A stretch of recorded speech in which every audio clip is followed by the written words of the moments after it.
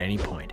So the 1986 Balloon Fest was put on by United Way of Cleveland, a charity organization that wanted to do the stunt for publicity and fundraising.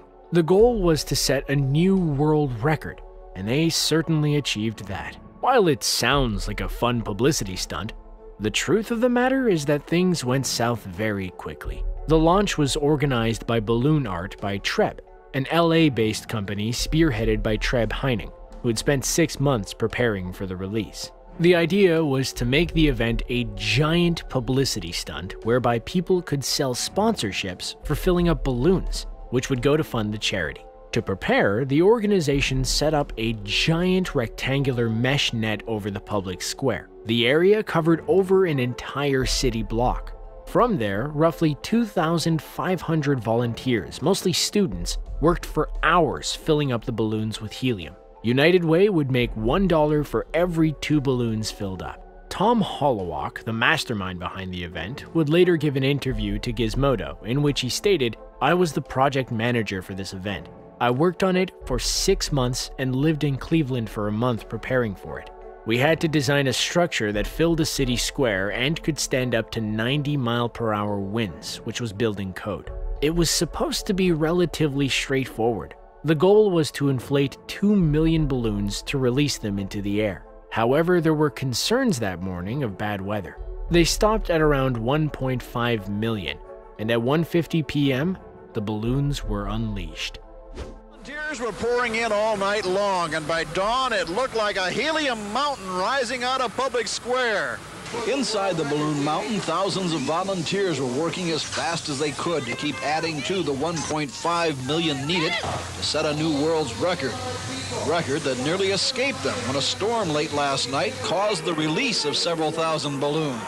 It was very hairy. My crew, who was just getting ready to turn in, had everything set for the morning, and we lost 25 of the big inflatables that you see. It took off the whole side of this fabric over here. So we had to work straight through right until the time the crew got here and they got the bin ready. While the leak was corrected, Heining was still concerned by late morning about the weather today. The balloons are going to be inflated by about noon. So if it starts to look like rain, we might just pull a number and release them early. That's something I've got to discuss with United Way. His concern was well-founded. As 2 p.m. approached, a rainstorm started moving in from the lake, and it was decided to launch the balloons early.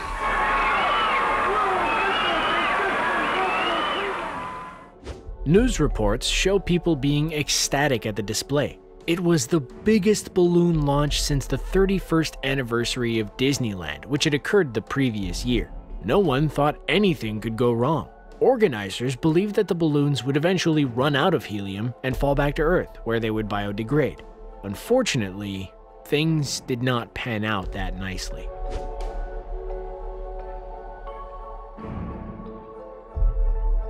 The organizers were told that there would be bad weather that day, and it certainly came. A front of cold air and a rainstorm ran through Cleveland, which pushed the balloons back to the ground. Normally, a helium-filled balloon will lose all of its air before it descends back to Earth. However, the happen chance of bad weather caused the balloons to return while they were still filled up.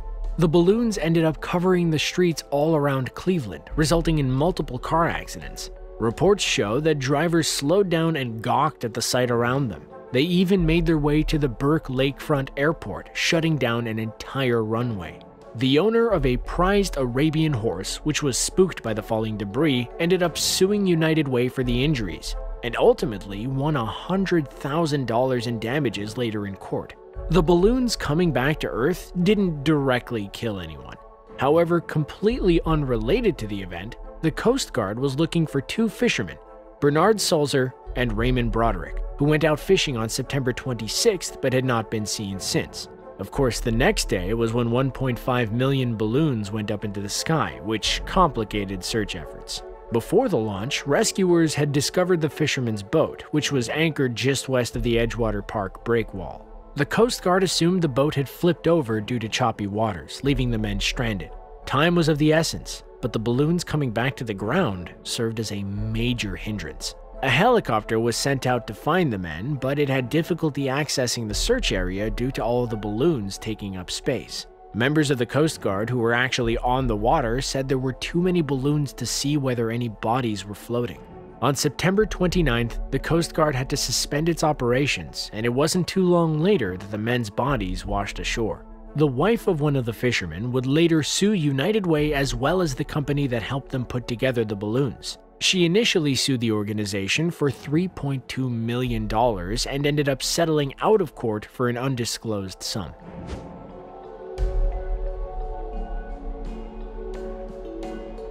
What started as a fun, whimsical way to raise money for charity ended up leaving a bad taste in everyone's mouth. In one local newspaper out of Yakima, Washington, a report stated United Way in Cleveland released 1.5 million balloons into the air, some of which landed in Lake Erie and on an airport runway, shutting down the airport for a half hour or so. It seems to me the money spent for this stunt could have been used to much better advantage, seeing as how most of the funds were probably from donations from people who donate because they believe their money is going for a good cause, such as helping out the more unfortunate.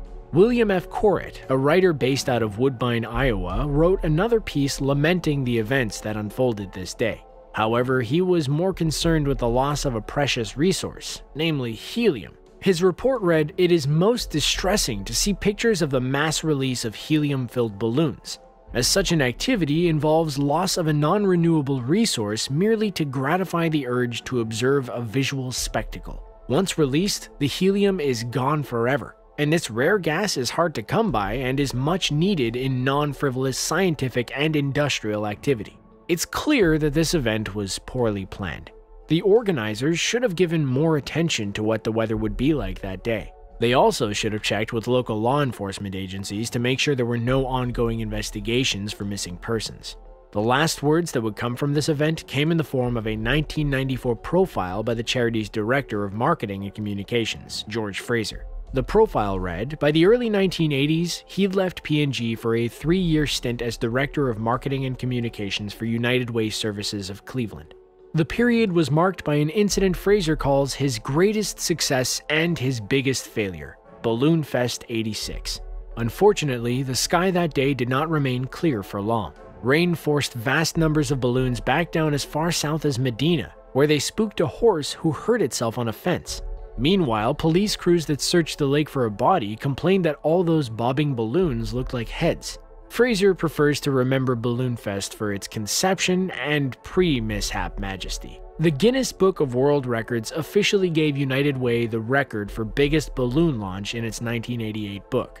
A grand total of 1,429,643 balloons went into the air. But there is a good reason why this kind of stunt has not been attempted since.